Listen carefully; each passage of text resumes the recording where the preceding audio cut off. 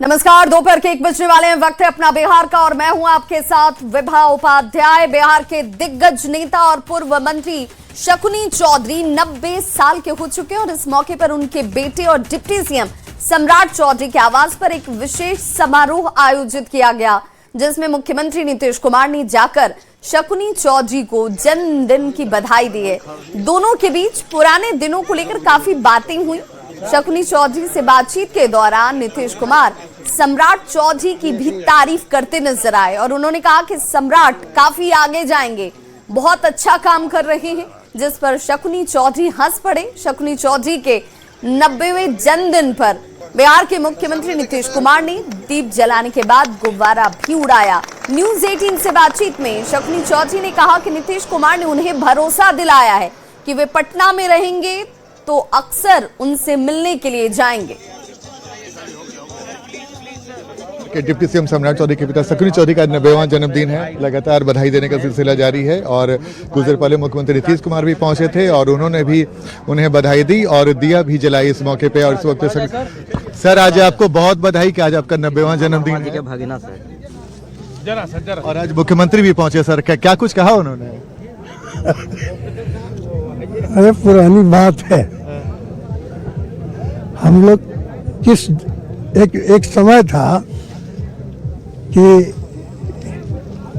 लालू यादव के आतंक को हटाने के लिए मैंने लव कुश समीकरण बनाया और उसी की देन नीतीश भी है। जॉर्ज फर्नांडिस का नेतृत्व था और जो मैंने बीज बोया वो आज बहुत फली फूल है। ये बहुत खुशी की बात है। मैंने लव कुश का बेटा आज सीएम और डिप्टी सीएम है। आपका सपना पूरा मेरे लिए सपना पूरा है, खुशी है। उन्होंने आज आपको बधाई देते समय कुछ ऐसी बात कही जिस पर आप हंस पड़े सम्राट जी को लेकर, क्या कुछ कहा था? सम्राट जी के कहा बहुत आगे बढ़ेंगे, बहुत अच्छे लड़के हैं और आप यहाँ रहिए तो हम रोज आपसे मिलेंगे। अगर यहाँ रहिए पटना में तो हम आपके पास जरूर आके मिलेंगे। बिल्कुल। तो शकुनी चौधरी जी को मुख्यमंत्री ने बधाई देते समय तो पुरानी बातें कही और शकुनी चौधरी ने भी कहा कि जो उसकी सपना, जो लौकुश की सपना उन्होंने की थी समता पार्टी का, आखिर आज उनका सपना पूरा हुआ। तो जाहिर तौर पे शकुनी चौधरी का जन्मदिन तब खास हो गया जब नीतीश कुमार उन्हें बधाई देने पहुंचे और पुराने दिनों को भी याद दिलाई। कैमरामैन मनीष जुनेजा के साथ आनंद अमृतराज, न्यूज 18 नेटवर्क, पटना। तो डिप्टी सीएम सम्राट चौधरी के पिता शकुनी चौधरी के जन्मदिन पर मुख्यमंत्री नीतीश कुमार ने सम्राट के पिता से सम्राट चौधरी की तारीफ की। यानी सम्राट चौधरी जो डिप्टी सीएम इस वक्त हैं बिहार के, उनके पिता शकुनी चौधरी के पास उनकी मौजूदगी थी और सम्राट चौधरी की तारीफ करते हुए बिहार के सीएम नजर आए। मुख्यमंत्री ने कहा कि बहुत आगे जाएंगे सम्राट, हम हमेशा इनके साथ हैं। नीतीश कुमार ने शकुनी चौधरी से सम्राट चौधरी के इसी आवास में रहने की भी अपील की। सीएम ने शकुनी चौधरी को कहा कि हम हमेशा इसको यहाँ रहने के लिए कहते हैं। दरअसल सम्राट चौधरी अपने निजी आवास पर फिलहाल रह रहे हैं।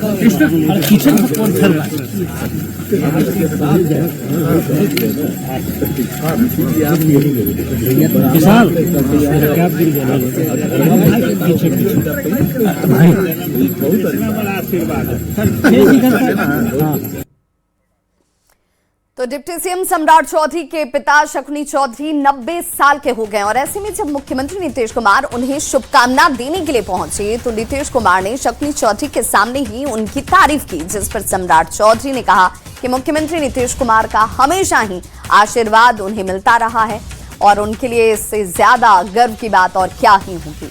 आज भी उन्हें पिता का मार्गदर्शन और आशीर्वाद मिल रहा है।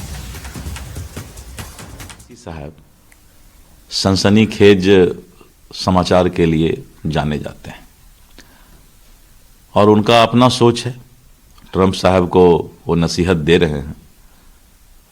ट्रंप साहब जरूर उनके नसीहत पर विचार करेंगे। ओवैसी साहब की नसीहत पर ट्रंप साहब विचार करें, मैं ये दुआ करता हूं। पटना से बड़ी खबर आ रही है, जहां आरजेडी के अध्यक्ष लालू प्रसाद की संपत्ति पर सवाल उठ रहे हैं। अब उनके कौटिल्य नगर आवास पर यह सवाल उठाया गया है, जिसमें सोशल एक्टिविस्ट गुड्डू बाबा ने विजय सिन्हा को एक पत्र लिखा है और सांसद और विधायकों को आवंटित जमीन में शर्त और नियमों के उल्लंघन का आरोप लगाया गया है। गुड्डू बाबा ने पत्र लिखकर लालू सहित सभी आवंटन के उच्च स्तरीय जांच की मांग की है। तो सोशल एक्टिविस्ट हैं गुड्डू बाबा, जिनकी तरफ से विजय सिन्हा को यह पत्र लिखा जाता है। और पत्र का बोलू आप ये जरा ये देख लीजिए, ये वो पत्र है जो उनकी तरफ से लिखा गया है। बिहार के भूमि राजस्व एवं सुधार मंत्री हैं, डिप्टी सीएम हैं विजय सिन्हा, और उनको ये पत्र लिखा जाता है जिसमें कौटिल्य नगर आवास जो लालू प्रसाद का है उस आवास की चर्चा की जाती है। साथ ही साथ अन्य आवंटनों की चर्चा की जाती है कि भाई ये आवंटन जो किए गए हैं इनमें नियम जो पहले से निर्धारित थे, जिन शर्तों के आधार पर यह आवंटन होना चाहिए था, उसमें उल्लंघन किया गया है। यानी कुछ न कुछ यहां पर जो चीजें हैं वो कानून सम्मत नजर नहीं आती। और गुड्डू बाबा ने इसी का हवाला देते हुए लालू सहित सभी आवंटन को लेकर उच्च स्तरीय जांच की मांग कर दी है। तो सोशल एक्टिविस्ट विकास चंद्र उर्फ गुड्डू बाबा के आरोप पर सियासत शुरू हो चुकी है। जेडीयू और बीजेपी ने कहा कि जमीन में आवंटन की शर्तों और नियमों का उल्लंघन हुआ तो लालू प्रसाद को बख्शा नहीं जाएगा। तो वहीं कांग्रेस का यह कहना है कि अगर जांच करनी है तो पूरे आवंटन की जांच हो। चंद्र गुड्डू बाबा द्वारा लगाए गए आरोप यह साबित करते हैं कि राजद की राजनीति सत्ता में रहते हुए जमीन और कानून व्यवस्था को अपनी जागीर समझती रही है। पूर्व मुख्यमंत्री लालू प्रसाद जी से जुड़ी सांसद विधायक कोऑपरेटिव के जमीन देने में अगर नियमों की धज्जियां उड़ाई गई है तो यह खुली लूट का मामला है। भाजपा साफ कहती है अब लिपापोती नहीं चलेगी। मैं तो कह रहा हूं कि पूरे आवंटन की जांच हो। जिनको जिनको जमीन का आवंटन हुआ है, आवंटन तो नियमानुकूल है, लेकिन आवंटन में गड़बड़ी तो की ही जा सकती है। तो जब जांच करवानी है तो अब तक के हुए सभी आवंटनों की जांच हो जाए। गुड्डू बाबा की आशंकाएं अगर कुछ हैं तो उनका निराकरण होना चाहिए। इसमें क्या बुरी बात है? जांच से नहीं घबराना चाहिए। जिसने बेईमानी की होगी जांच से वही डरेगा। देखिए, आज का हमारा विपक्ष एक दौर में पूर्ववर्ती उसकी सरकार थी और जमीन आवंटन जैसे मामले में उनके मनमाने एवं राजनीतिक संरक्षण पे के आधार पर फैसले लिए जाते रहे हैं। ये सर्वविदित है, ये कोई नई बात नहीं है। और आज वही तथ्य हम सभी के सामने आ रहा है। लेकिन बिहार में माननीय मुख्यमंत्री नीतीश कुमार जी की सरकार है जो भ्रष्टाचार जैसे विषय पे जीरो टॉलरेंस की पॉलिसी रही है, काम करती रही है। अगर इस तरह के आवंटन में किसी भी तरह की अनियमितता बरती गई है, जो कि एक जांच का विषय हो सकता है, और नियम कानून का उल्लंघन अगर किया गया है तो कोई भी व्यक्ति हो, क्योंकि कानून से ऊपर कोई नहीं है, कार्रवाई निश्चित रूप से होगी।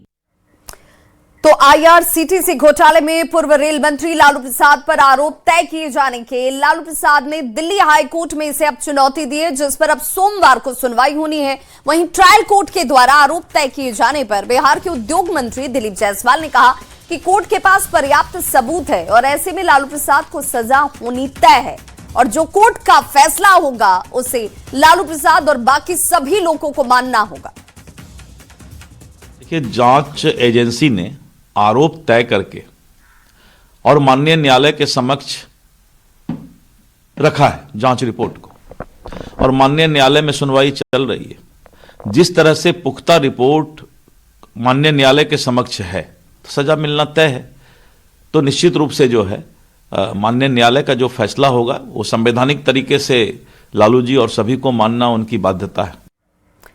पूर्वी चंपारण के कथवलिया में विश्व का सबसे बड़ा और विराट रामायण मंदिर बन रहा है, जिसमें विश्व का सबसे बड़ा शिवलिंग भी स्थापित किया जाएगा। तमिलनाडु के महाबलीपुरम में ये शिवलिंग बनाया गया और वहां से ये शिवलिंग अब बिहार के गोपालगंज तक पहुंच चुका है, जिसे स्थापित करने के लिए मंदिर परिसर में युद्ध स्तर पर काम चल रहा है। इस विराट रामायण मंदिर में कुल 22 मंदिर होंगे, जबकि शिखरों की संख्या 12 होगी। अनुमान यह है कि 4 से 5 दिन में यह शिवलिंग मंदिर परिसर में पहुंच जाएगा। इस वक्त आपके टीवी स्क्रीन पर उस मंदिर की भी तस्वीर, विराट रामायण मंदिर, जिसका निर्माण चंपारण में हो रहा है और इसे लेकर युद्ध स्तर पर काम भी चलता हुआ। वहीं दूसरी तरफ जो तस्वीर है वो उस विराट शिवलिंग की तस्वीर है और जिन जिन राज्यों से होते हुए अब ये बिहार में गोपालगंज पहुंचा तो श्रद्धालुओं की बड़ी भीड़ देखने को मिली।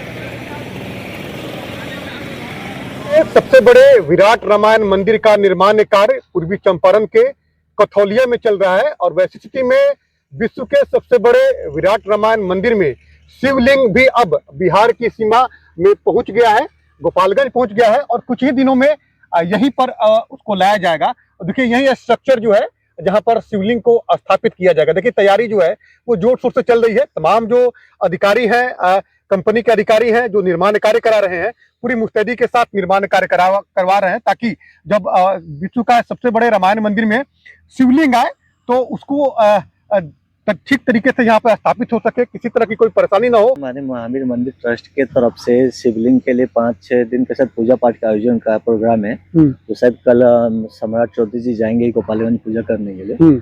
जैसे जैसे पूजा पाठ खत्म होते जाएगा वैसे वैसे यहाँ पे पहुंचेंगे और अप्रोक्स 10 तक पहुंचने को उम्मीद है। ये 33 फुट शिवलिंग की हाइट होगी और जो पेडेस्टल है ये 36 फुट है हाइट है। इसके ऊपर 18 फुट और ऊपर चाहिए जो आपको पेडेस्टल दिख रही है शिवलिंग, उसके ऊपर सेकेंड फ्लोर के तक के हाइट है। जल्द से जल्द ये बनकर तैयार हो। जिस तरह का यहाँ लोगों में भावनाएं दिख रही है शिवलिंग के प्रति, तो हम लोग भी कोशिश कर रहे हैं जल्द से जल्द इसको पूरा कर दें। उम्मीद है कि 2-4-5 दिन के अंदर जो है शिवलिंग इसी कथौलिया के जो विराट रामायण मंदिर का निर्माण हो रहा है वहां पर पहुंचेगा और वैसी स्थिति में पूरा प्रशासन भी लगा हुआ है, कंपनी के अधिकारी भी लगे हुए हैं ताकि जब शिवलिंग आए तो एक भव्य तरीके से यहाँ पर जो है लोगों की भीड़ भी जुटी और वैसी स्थिति में लोगों का इंतजार है कि विश्व के सबसे बड़े विराट रामायण मंदिर में सबसे बड़ा शिवलिंग भी स्थापित हो। अवनीश कुमार, न्यूज 18, कथौलिया, मोतिहारी।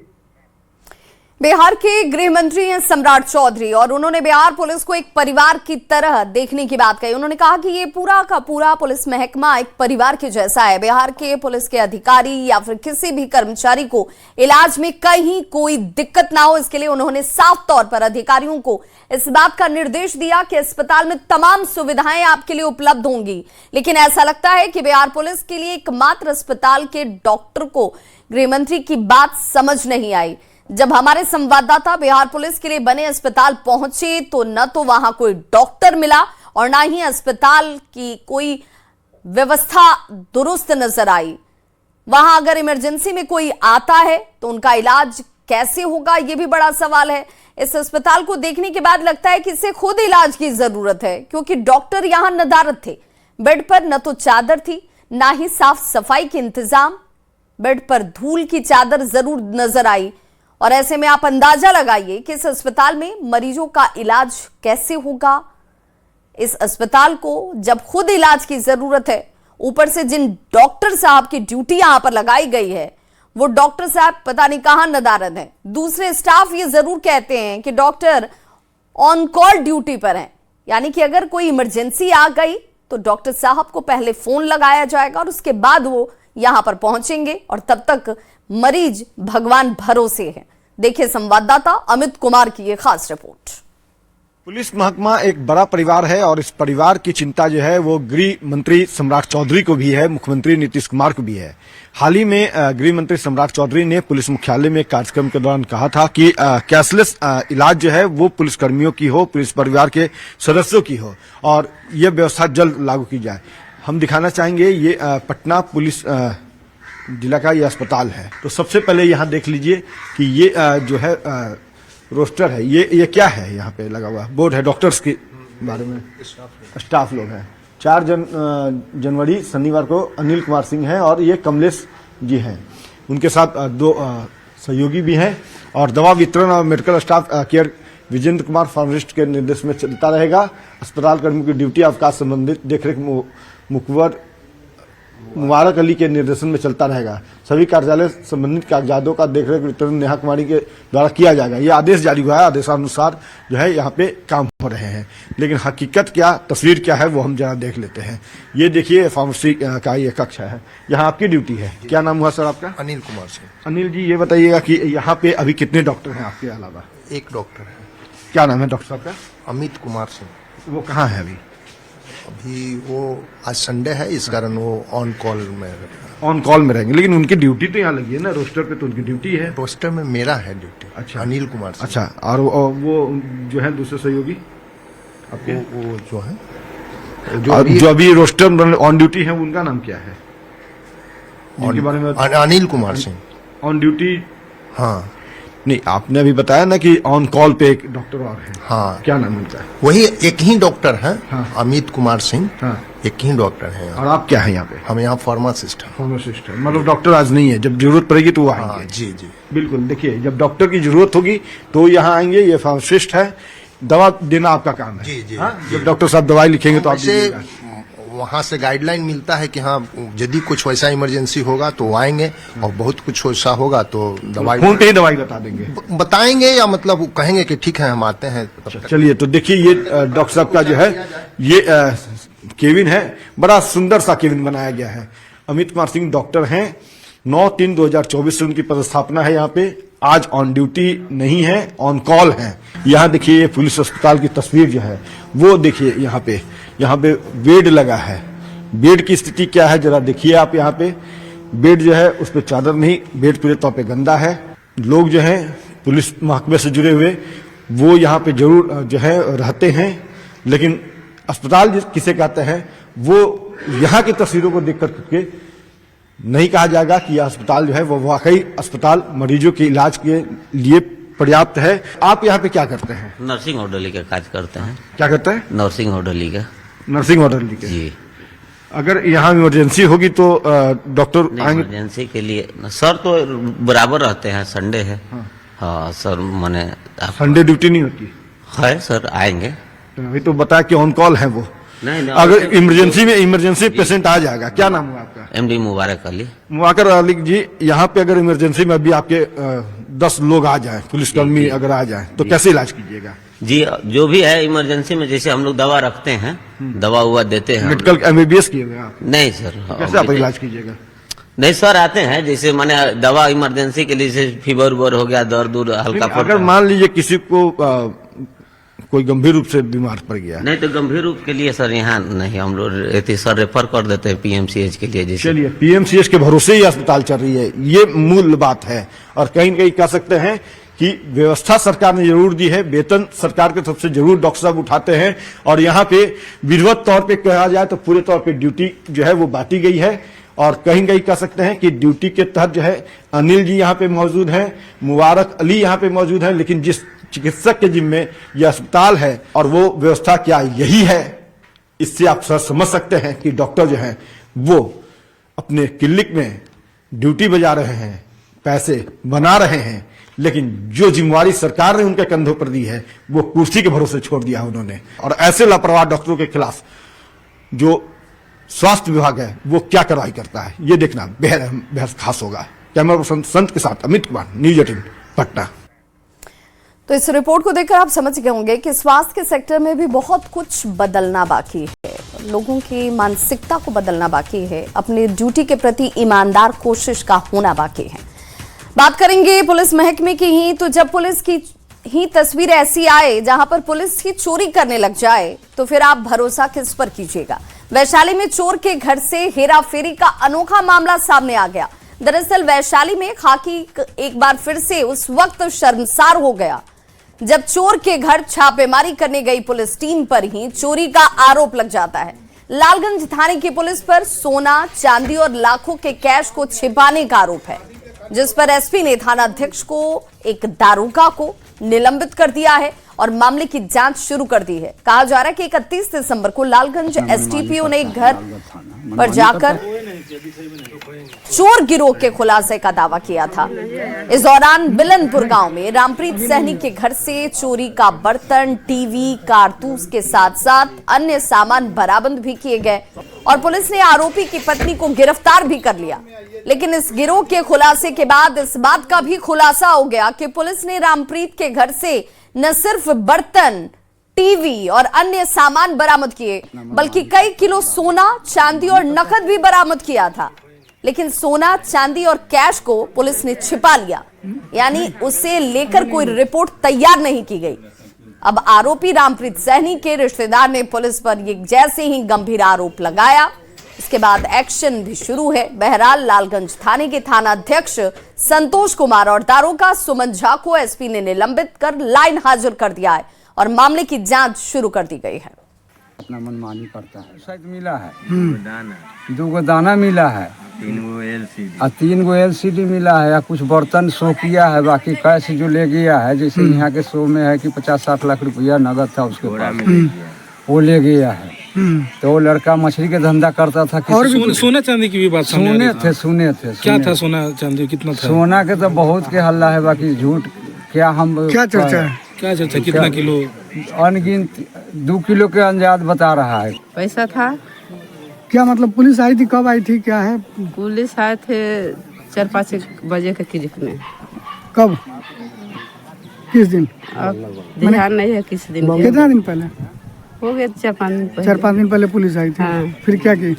क्या किया? वो आया तो वो घर ढूंढने लगा, पैसा मिला, सोना मिला, एगो रिवाइवल देखे थे। सोना भी था? हाँ। रिवाल्वर भी था? हाँ, रिवाइवल आप देखे थे? हाँ। इसमें दिनांक 30/12/25 को एक चोरी के सामान की बरामदगी की गई थी लालगंज थाना प्रभारी एवं उसकी टीम के द्वारा। इसके बाद FIR भी दर्ज किया गया था, प्राथमिकी संख्या 662/25। FIR दर्ज होने के बाद कुछ इस तरह की सूचना हम लोगों को प्राप्त हुई आमजनों के माध्यम से। इसमें जो सामान जब्त किया गया था वो सभी को दर्शाया नहीं गया है।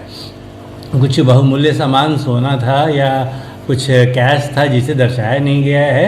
इस प्रकार की सूचना आने के बाद फिर जांच की गई और जांच के लिए इसे एडिशनल एसपी ट्रैफिक को भी दिया गया है, जो इसको जांच कर रहे हैं। प्रथम दृष्टया मामले में इनके आचरण को संदिग्ध पाते हुए थानाध्यक्ष लालगंज को निलंबित करने की अनुशंसा की गई थी, जिसमें DI के द्वारा निलंबित किया गया है।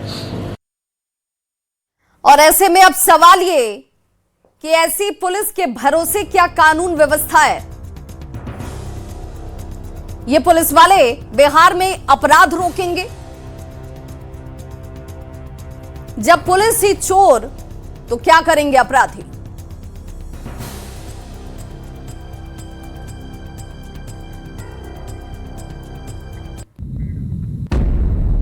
तो अपना बिहार के इस बुलेटिन में बस इतना ही, लेकिन न्यूज़ 18 बिहार झारखंड पर खबरों का सिलसिला लगातार जारी है।